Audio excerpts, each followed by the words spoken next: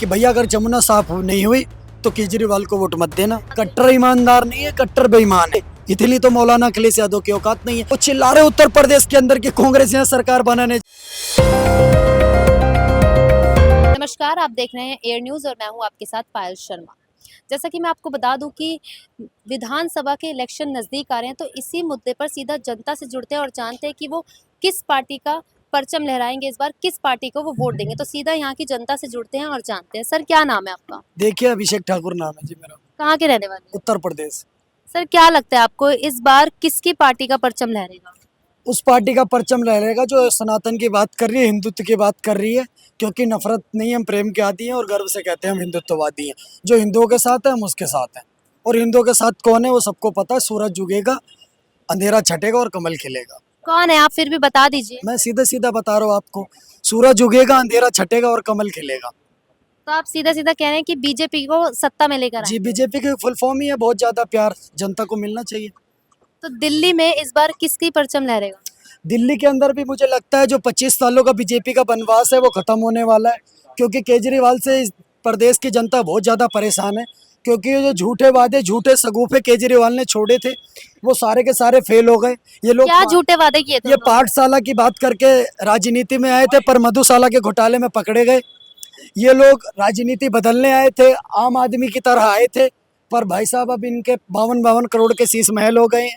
ये हम आम आदमी बन करके आए थे, पर इन्होंने अपने ये 52 तो करोड़ कहते के हैं कि शीश मैं महल। आम आदमी पार्टी हूँ, चप्पल में घूमने वाला आम आदमी पार्टी हूँ। तो क्या बिल्कुल कहेंगे? चप्पल में घूमते हैं, लेकिन 52 करोड़ के शीश महल में लग रहते हैं। और इनकी तो देसी लैटरिंगों पे लैटरिंग भी नहीं, ब्रिटेन से लैटरिंगें आ रही हैं।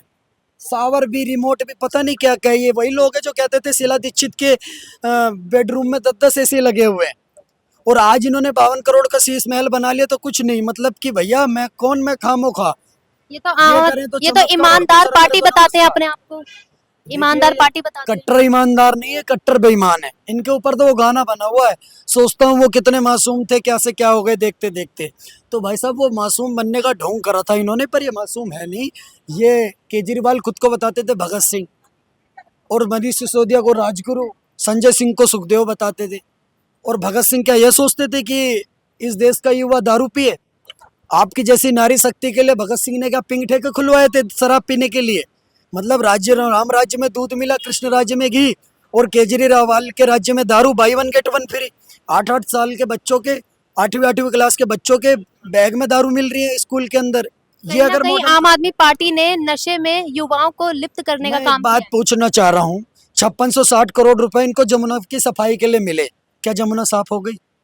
केजरीवाल ने पिछली बार बोला था एमसीडी इलेक्शन में 1 साल है। पहले, कहते थे कि जमुना में डुबकी लगाने लायक मैं जमुना बना देंगे। वही चीज तो मैं पूछना, ये भी बोला था कि जमुना के घाट पर बैठोगे आप लोग, समय व्यतीत करोगे, इसको झीलों का शहर बनाएंगे। तो मैं पूछना चाहता हूँ, एक जगह कहीं बनी जमुना झीलों का शहर? और पूरे भारत में जमुना गंदी नहीं है, सिर्फ और सिर्फ 53 किलोमीटर दिल्ली में ही गंदी है। इन्होंने तो एमसीडी चुनाव में कहा था अगर जमुना साफ ना हो तो मुझे वोट मत देना। दिल्ली की जनता तो केजरीवाल की बात मानती है। देखो, लोकसभा में भी केजरीवाल ने कहा था कि मान लो अगर मैंने शराब घोटाला करा है, मान लो मैं अगर चोर हूं तो मुझे वोट मत देना। दिल्ली की जनता ने 7 सीट पे वोट नहीं दिया। अब केजरीवाल ने बोला था कि भैया अगर जमुना साफ नहीं हुई तो केजरीवाल को वोट मत देना। मुझे नहीं लगता दिल्ली की जनता देगी, बात मानती है ना केजरीवाल की। केजरीवाल दोबारा अपने बयान में कह रहे हैं कि इस बार अगर मैं सत्ता में आया तो फ्री बिजली, 300 यूनिट बिजली फ्री दूंगा। हाँ, बिजली पानी माफ, दारू पी के दिल्ली साहब, इनका तो मुहिम है। पर ये कब तक चलेगा? बकरी की अम्मा कब तक खैर मनाएंगी? ये बनवास खत्म हो गया इनका। भारतीय जनता पार्टी बहुत जोर शोर से वापसी कर रही है। दिल्ली के अंदर राजनीति बदलने वाली है, आप देखिएगा। ये लोग वही लोग हैं जो सोनिया गांधी को 24 घंटे गाली देते थे। ये लोग वही लोग हैं जो राहुल गांधी को 24 घंटे गाली देते थे। ये शीला दीक्षित को पानी पी पी करके, ट्रैक्टर भर भर के गाली देते थे शीला दीक्षित को। आज जाकर कांग्रेस पार्टी की गोद में बैठे हुए हैं। आप देखिए, शर्म आनी चाहिए इनको तो। उत्तर प्रदेश में योगी आदित्यनाथ का पोस्टर लगा था जिसमें लिखा था कि बटेंगे तो कटेंगे, और वैसे ही अखिलेश यादव का भी पोस्टर वायरल हुआ है जिसमें लिखा है कि जुड़ेंगे तो जीतेंगे। क्या लगता है? हाँ, तो वो 80 जोड़ रहे हैं, वो 20 जोड़ रहे हैं, जोड़ लीजिए, देख लेंगे किसमें कितना दम है। हम हिंदू हैं भाई, गर्व से कहते हैं। जो हमारे हित की बात करेगा हम उसकी बात करेंगे। अखिलेश, मौलाना अखिलेश यादव, इनके पिताश्री का नाम था मुल्ला मुलायम। इनके पिताश्री ने तो ये नारे दिया था अपनी सरकार में कि तिलक तराजू और तलवार, इनको मारो जूते चार। मिले मुलायम काशीराम, हवा में उड़ गए जय श्री राम, इनकी सरकार में नारा चला था। पर 2017 के बाद योगी जी की सरकार बनी, उत्तर प्रदेश में नारे बदल गए। अब क्या मुलायम, क्या श्री राम, सब बोल रहे हैं जय श्री राम। आम और आदमी एक बात पार्टी और बोलना चाहता हूँ, ये मौलाना अखिलेश यादव टेढ़ी नाक वाले नेता, नाक टूटी हुई, इनकी टोटी चोर है ये।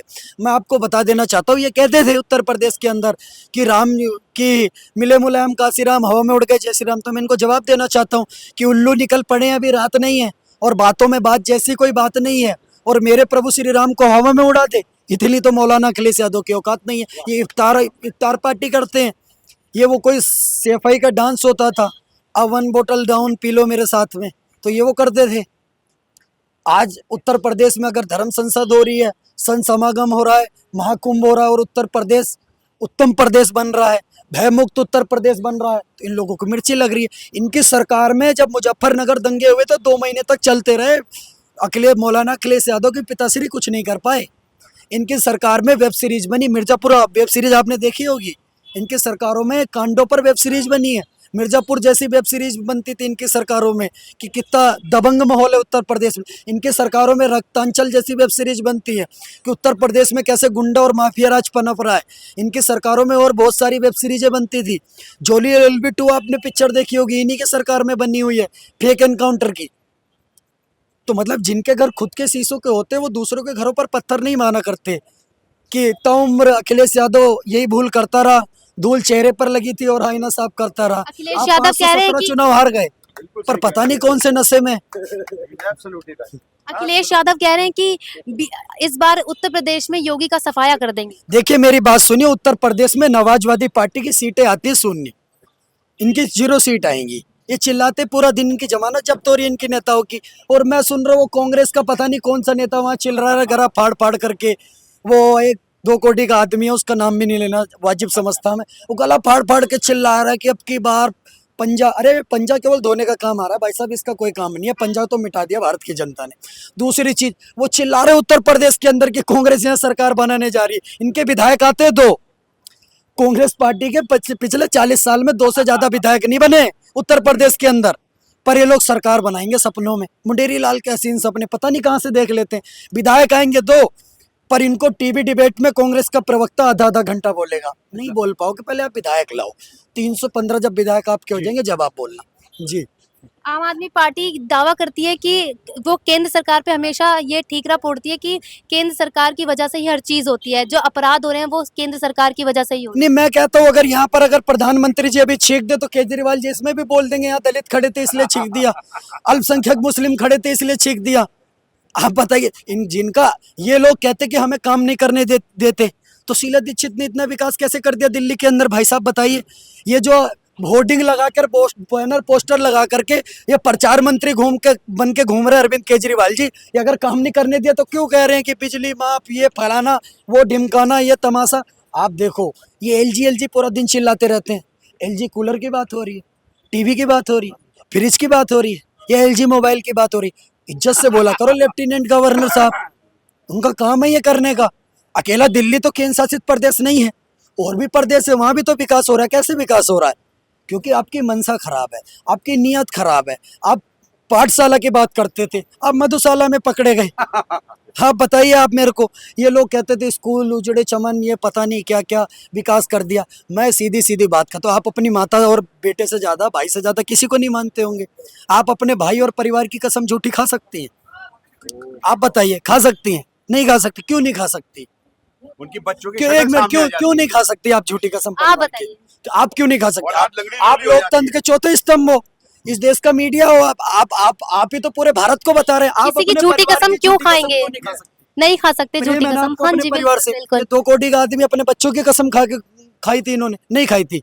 आप बताइए, खाई थी कि नहीं खाई थी? खाई थी ना। जो अपने बच्चे की कसम खा करके, जो अपने बच्चे की कसम खा करके झूठ बोल सकता है, जो अपने बच्चे की कसम खा करके झूठ बोल सकता है, तो वो आपका सगा होगा क्या? आप तो नारी शक्ति हैं, आपके लिए पिंक ठेके खोले दिल्ली के अंदर। आप क्या चाहती है? आपकी बहन पिंक ठेके पे जाके दारू ले।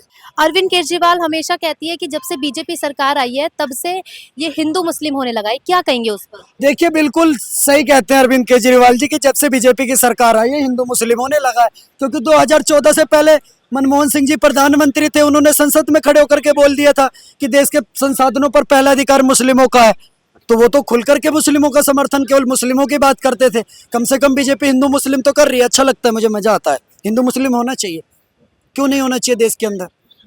वो कहती है कि धर्म परिवर्तन भी ज्यादा होने लगे। आप बताइए ना, मैं कह रहा हूँ ये चादर और फादर में जो विश्वास रखते हैं तो उनको सोचने वाली बात है कि 4 किलो आटा 5 किलो चीनी में कौन धर्म बदल रहा है। हम तो जी कट्टर हिंदू, हमें ऐसा नहीं लगता। हम तो मेरे कट्टर हिंदू 110 करोड़ सनातनी है, उनको जगाने का काम करेंगे। अगर कोई ऐसा करता है तो हम दोबारा अपने यहाँ पर लेकर आएंगे। हम, हमारा हिंदू धर्म है, हमने कन्वर्जन सीखा ही नहीं। एक हिंदू धर्म ही ऐसा धर्म है जो सिद्धार्थ को बुद्ध बनाना जानता है। एक हिंदू धर्म ही ऐसा धर्म है जो गुरु नानक जी देव को, उनको सिखों का सबसे बड़ा गुरु बनाना जानता है। एक हिंदू धर्म ही ऐसा धर्म है जिसके अंदर आपको जबरदस्ती नहीं शामिल करा जाता है। हिंदू कोई धर्म नहीं है, सनातन कोई धर्म नहीं, जीवन जीने की कला है।